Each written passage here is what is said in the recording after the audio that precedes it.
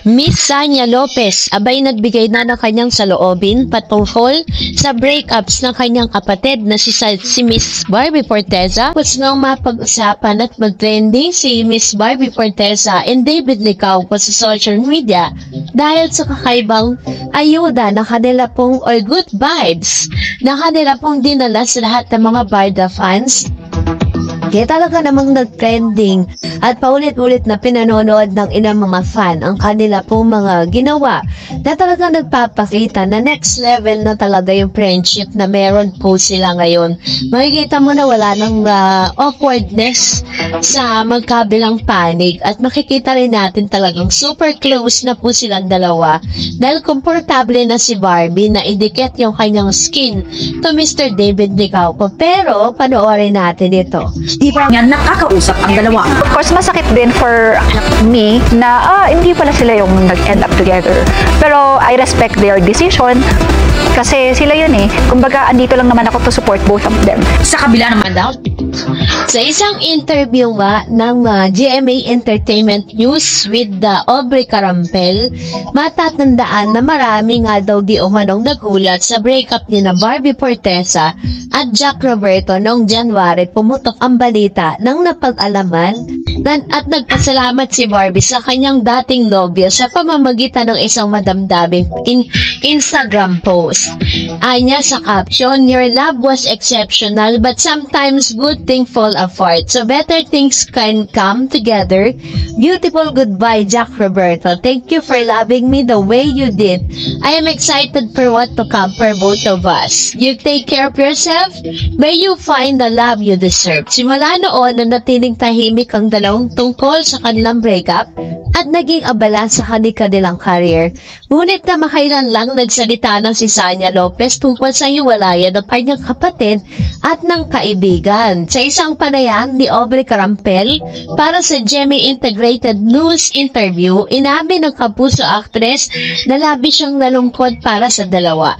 Nilinaw din niyang hindi pa niya personal na nakakausap ang mga ito tungkol sa breakups. Of course, sabi niya, masakit.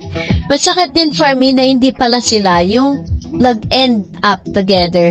Pero I respect their decision kasi sila yun eh. Kumbaga, nandito lang naman ako to support of both of them, sabi ni Sanya. Sa kabila na nangyari, masaya naman ang actress sa bagong achievement ng kanyang kapatid, lalo na't malapit nung matapos ang pinapangarap na bahay ni Jack. Nadadaanan ko siya, first time kong nakitang nakakaiyak, nakaka-proud for him na finally you have your own house.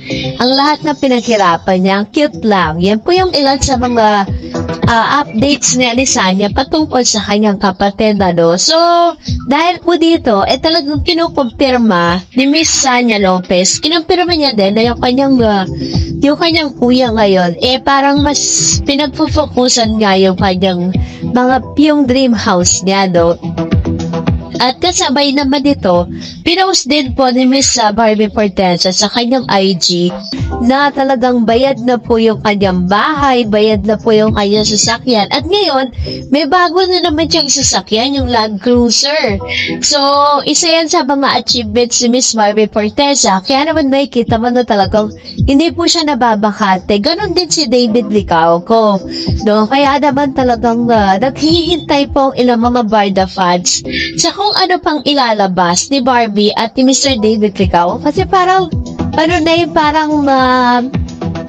it's been 3 months pagkatapos po ng breakups or yung pong announcement ni Miss Barbie Forteza nung January, nung nag-break po sila ng kanyang ex-boyfriend na si Jack Roberto. Sabi nga ng ilang mga netizen na sa ikatatlong buwan, yung 3-month rule na pinapangalagaan ni David ay naganap na dahil talagang tapos na yung 3-month rule sa isang relationship.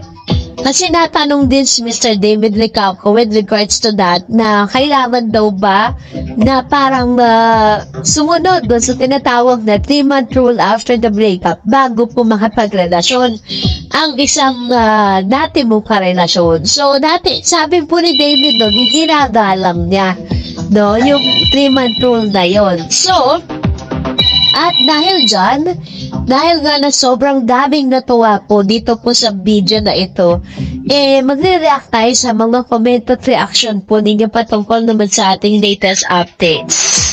So, narito ang ilan sa mga komento ng mga Barda fans. Sabi po ng isang comment, sabi ni Jack, hayaan nyo na ang Barda fans. Kung gusto nilang manood ng movie ni David na walang makasalanan, walang pilitan, naman, diba? You have your choice naman. You have your option. If you want to watch it or not, decision nyo po yan, diba? Sabi po ni Shashing, sabi nga love takes time Sabi naman ni Anita Diaz, the curious are so natural and unguarded. They are in love. We're excited to see them in a teleserye, movies, boy and togetherness as a couple.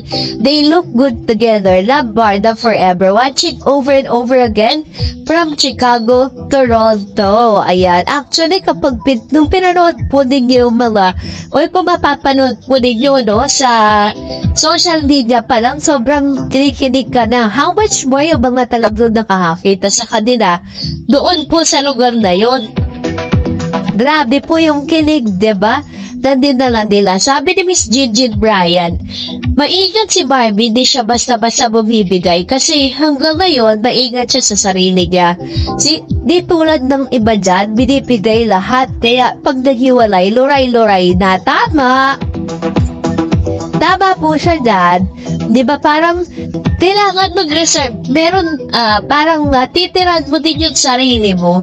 Sabi ni Miss Anita na, sabi niya na pala to, So, tama yung sinasabi ni Ma'am, na kapag ikaw ay inter-relationship, kailangan magtitira ka rin sa sarili mo. Tingnan mo si Barbie, diba?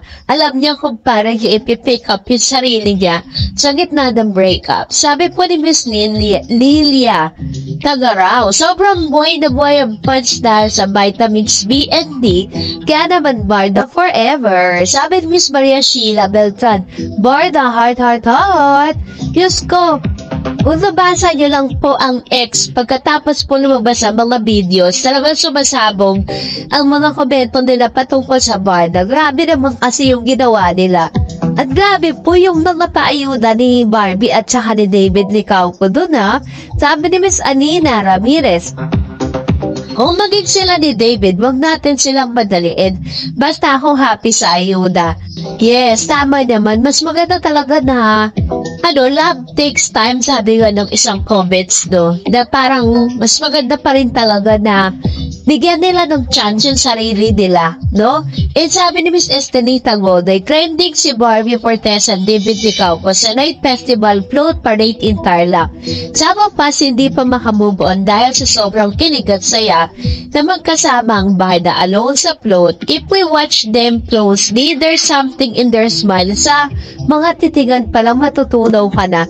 Even in how David takes care of her Queen Barbie, in their gesture, they evolve so much sa pagbaba pa lang ng alalay na sa hips at baka madulas sa hagdan. Very true. And that's it for today. For more videos and updates, please don't forget to like and subscribe. And please don't forget to follow my Facebook page, DarEdsTV. God bless everyone!